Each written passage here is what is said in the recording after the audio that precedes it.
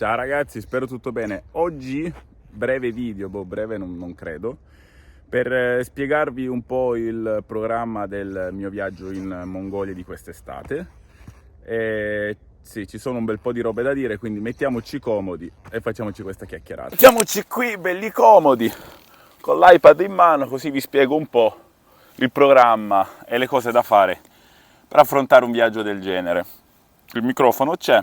Allora, innanzitutto, per chi mi conosce da più tempo o mi segue da più tempo, sai che io ho in programma questo viaggio da 3 anni.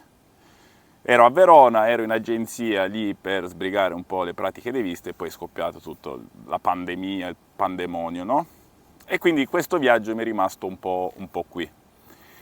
Ma siccome io sono uno di quelli che vede il bicchiere sempre, o prova a vedere il bicchiere sempre mezzo pieno, ne ho approfittato questi 3 anni per migliorare me stesso, migliorare, anche se c'è poco da migliorare in me, no? Migliorare il rapporto con la motocicletta, capire un po' le mie abilità in moto e capire con che moto dovrei affrontare un viaggio del genere. Parentesi, qui ci torniamo dopo.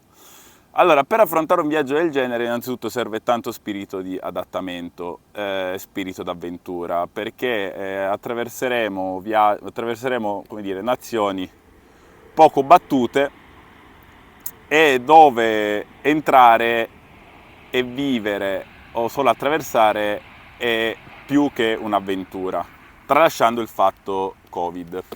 Quindi mi sono fatto un po' una lista di robe da fare. Vi spiego brevemente l'itinerario del viaggio. Allora, l'idea è partire verso metà giugno, onde evitare tempeste, neve e cose. Anche perché poi dovrò finire il campionato. Non si tratta, come dire, di una scampagnata, ma neanche di un'impresa così epica. Non sono il primo e non sarò l'ultimo a fare qualcosa del genere. E vi spiego brevemente il tragitto, quale sarà, in linea di massima. Partenza a giugno, Bari, direzione Igoumenista, Grecia.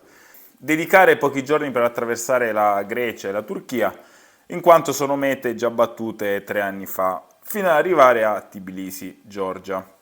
Da qui un dubbio, perché ci sono due possibilità.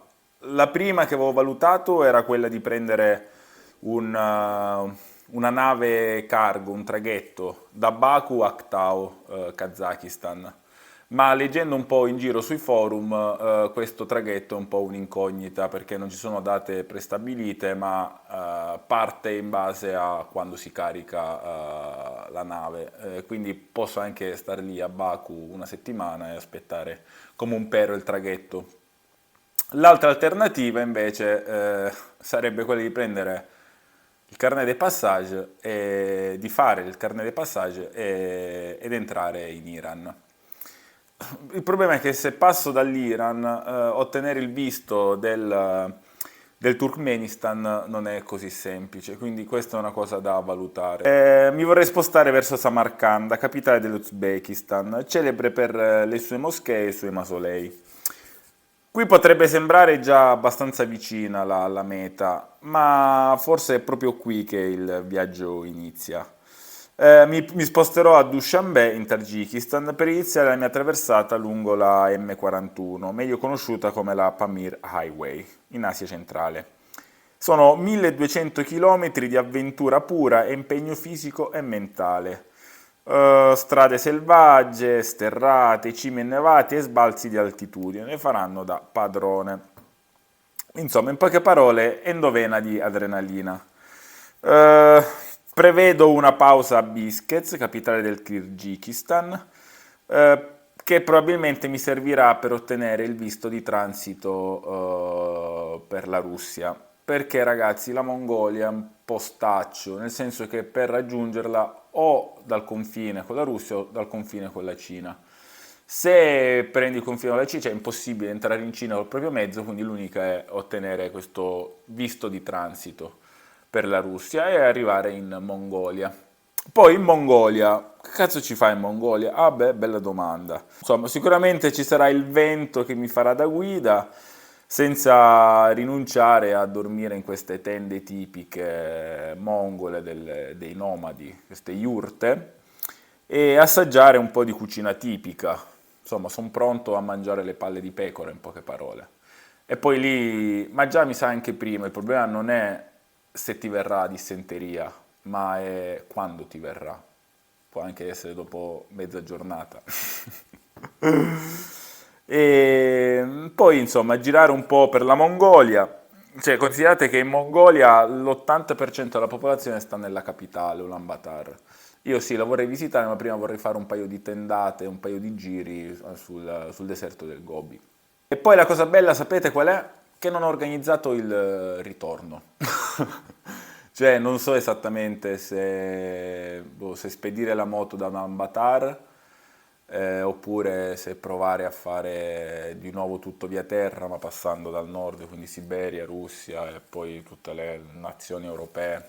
Vediamo, vediamo. Non lo so, non lo voglio sapere in in questo momento. Quindi sì, saranno 15.000 chilometri a tutto fuoco. Prima situazione Covid. Allora, sul sito Viaggiare Sicuri c'è un po' su ogni nazione la situazione Covid odierna.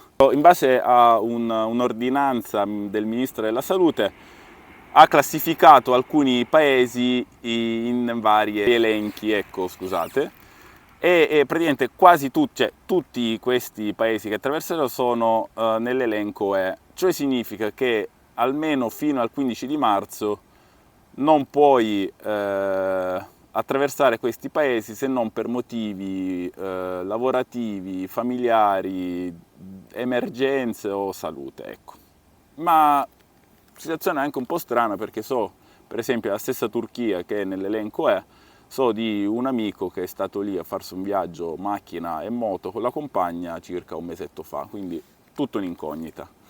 Ma tralasciando questo, quasi tutti richiedono o comunque un ciclo vaccinale completo oppure un test PCR, quindi negativo.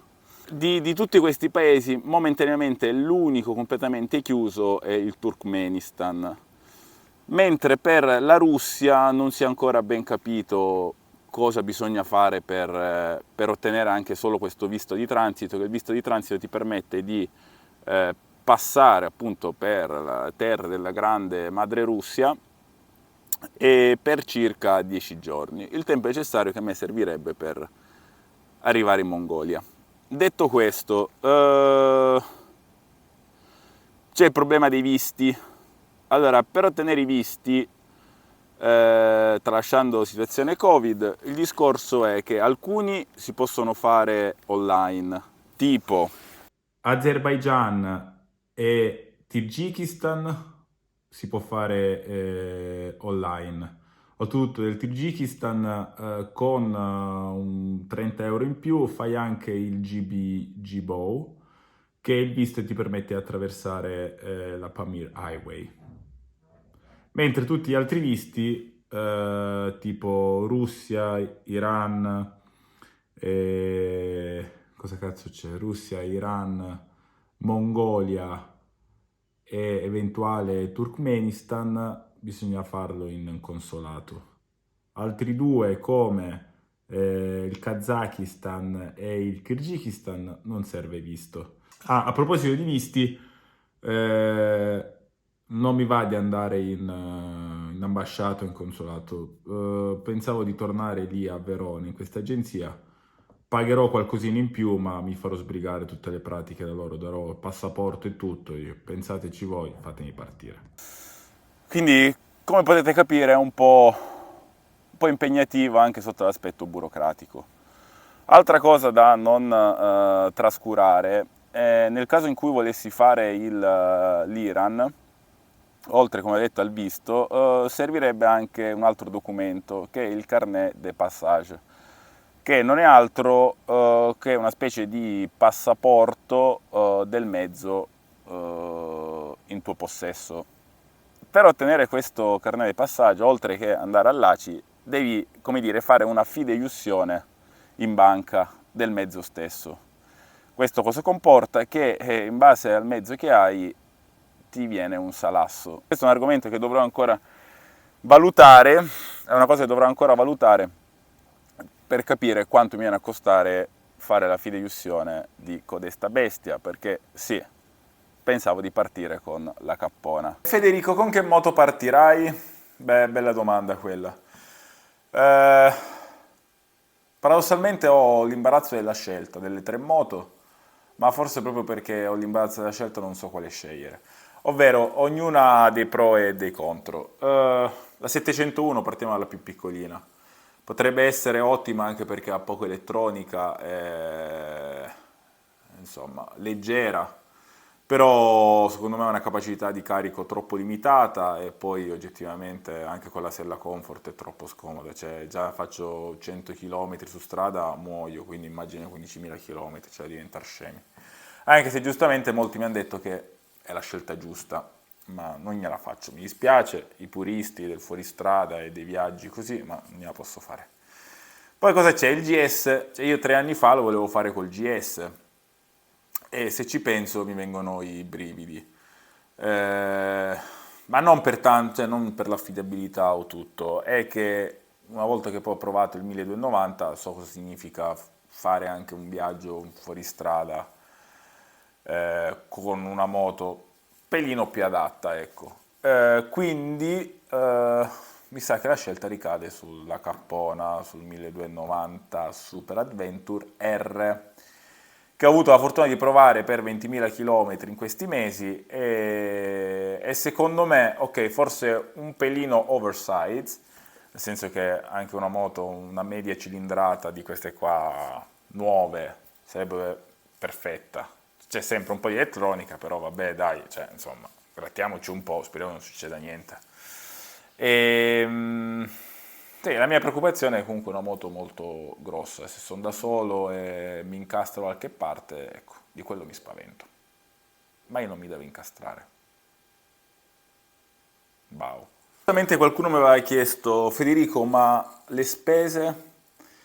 Beh, facendo un paio di calcoli, secondo me non arrivo neanche a 5.000 euro, considerando anche tutti i preparativi. Nel senso, stavo calcolando, cioè è vero che ci sono alcune aziende che mi supportano, quindi non dovrò comprare determinate cose, però la benzina devi pagare tu, quindi considerando 15.000 km, è vero che lì la benzina dovrebbe costare meno, ma non so che benzina troverò, infatti pensavo di mettere anche un filtro benzina, forse quella è la Googlatech. E mi ero fatto giusto un paio di robe qui, tagliando alla moto prima di partire 200 euro. La benzina intorno ai 1000, i visti, considerate 70 euro a visto, 70 euro a visto, sì, giusto, ho detto bene, più l'agenzia da pagare, quindi insomma 500-600 euro di visti devo pagare. E c'è da calcolare anche la questione del carnet de passage per l'Iran, 80 euro per la patente internazionale. Poi cosa c'è? Dormire e mangiare, secondo me intorno ai 400 euro spenderò, perché beh, considerate che mi porterò la tenda. È vero che vorrei fare come al mio solito, fare un po' tenda, un po' hotel, anche perché se dormi sempre in tenda cosa vedi dei posti che attraversi? Niente. E poi un corso di russo. Voi mi direte, Federico, ma il russo?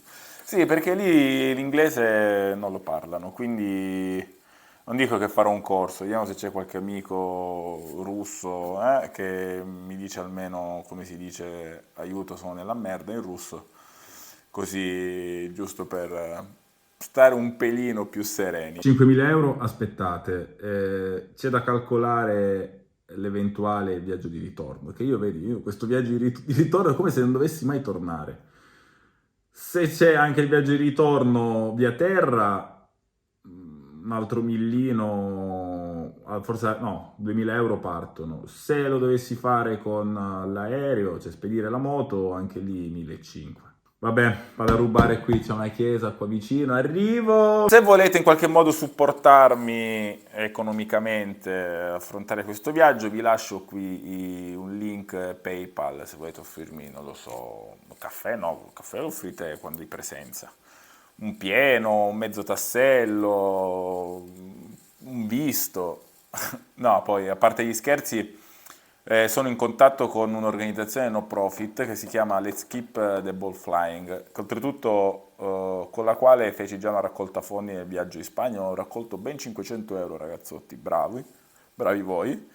E un'organizzazione no profit che si occupa appunto di rendere felici i bambini e anche le persone più bisognose, aiutandoli anche con lo sport, in questo caso la pallavolo, e mandando o soldi o comunque riuscendo a comprare del materiale sportivo, che siano ginocchiere, palloni, maglie e tutto. Una cosa che mi piacerebbe fare, infatti sto sentendo Leslie, è riuscire a organizzare, come dire, un incontro che sia in una scuola o in una palestra proprio con dei bambini o delle persone del posto e stare anche lì 2 o 3 giorni e farvi vivere le difficoltà che vivono quotidianamente quelle persone. Bravo Federico, quando fai queste robe mi piaci. Qualcuno forse mi dirà, Federico, ma perché questo viaggio così lontano? E io gli dico, ma fatti i cazzi tuoi. No, scherzo. No, ragazzi, cioè la Mongolia è soltanto un punto geografico in una cartina. Per me l'importante è fare un'esperienza di vita. Mi ritengo un privilegiato perché avere quasi 3 mesi liberi eh, nella vita non è facile e per questo mi ritengo appunto un privilegiato e poi non lo so se voglio andare via per fuggire da qualcosa che ho qui, ma non capisco ancora cosa, oppure è semplicemente un modo per scoprire posti nuovi, perché mi reputo ancora abbastanza giovane da affrontare robe del genere, poi quando sarò vecchio avrò modo di visitare meglio la Sicilia, meglio l'Italia, perché comunque ci sono posti meravigliosi e ci sarà anche il tempo di visitare quelli. Eh, boh, non lo so ragazzi. Se devo dare adesso un motivo per il quale partire, sì, proprio per sentirmi libero. Forse è una cosa un po' banale, ma a maggior ragione in questo periodo di pandemia non so se la mia è stata depressione o sbalzi d'umore o spettro di personalità autistica, non lo so, ma ci sono stati veramente momenti in cui sono stato veramente male e non dico che questo viaggio sarà la soluzione. Forse anche condividere con voi questa esperienza può aiutarmi. E quindi, come al solito, incrociamo le dita e siamo pronti ad ogni evenienza e ogni imprevisto. Io dico che voglio andare in Mongolia, ma vista la situazione, insomma, è un po' un'incognita. Io questo viaggio non lo vorrei chiamare Road to Mongolia, lo vorrei chiamare Long Way East. Qualcuno probabilmente avrà visto quella serie televisiva di Conor, Ewan e qualcos'altro, Long Way Round. Ecco, l'idea è quella, solo che loro partiranno, cioè loro sono partiti con una troupe televisiva, io partirò solo come un cane. Altra cosa, qualcuno mi chiederà, ma partirai da solo? Allora, l'idea è partire da solo, anche perché è il mio viaggio e voglio affrontarlo da solo. Potrò risultare anche un po' egoista, ma sì, è vero, posso risultare anche un po' egoista.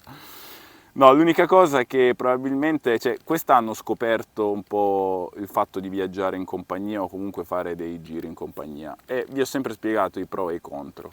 Ho trovato comunque un gruppo di scalmanati che probabilmente riescono a prendersi 15-20 giorni di ferie dal lavoro verso giugno, che è la data più o meno della partenza, e probabilmente riusciremo a fare un paio di chilometri insieme, probabilmente fino in Turchia.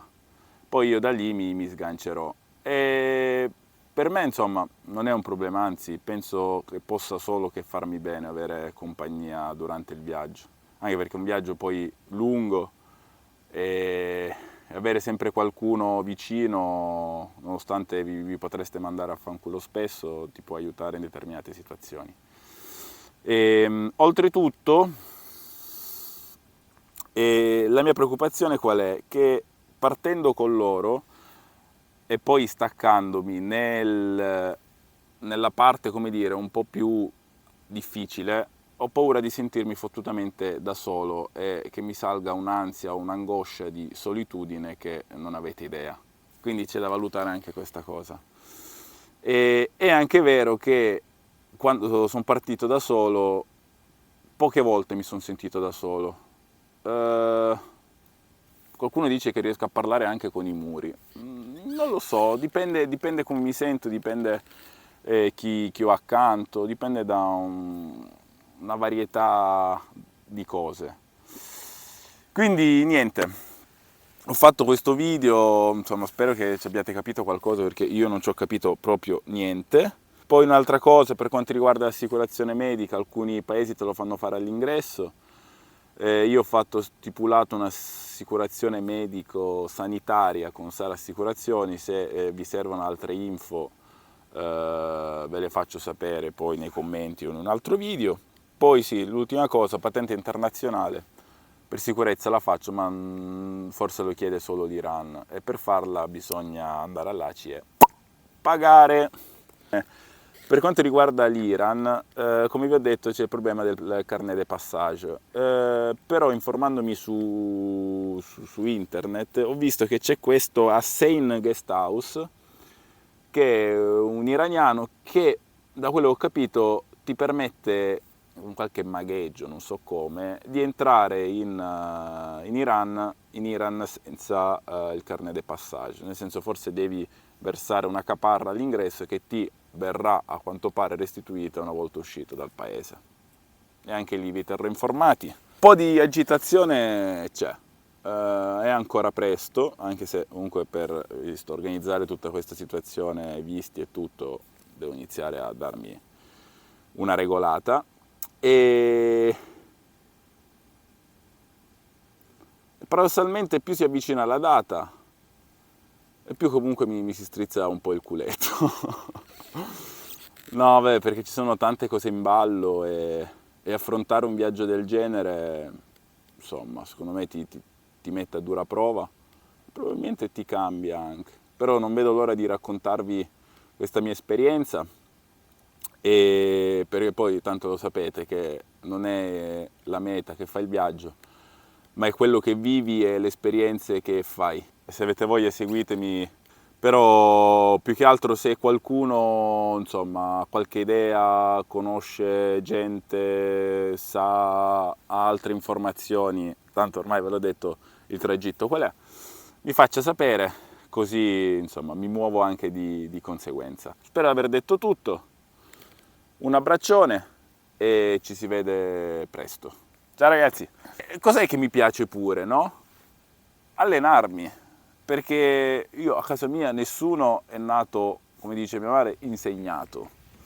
Quindi bisogna anche allenarsi a fare determinate cose e io mi sto allenando a fare le derapate in curva, quindi pinzare col posteriore, buttare la moto, frizionare, dare gas e uscirne subito come i veri pro. Con pessimi risultati ovviamente.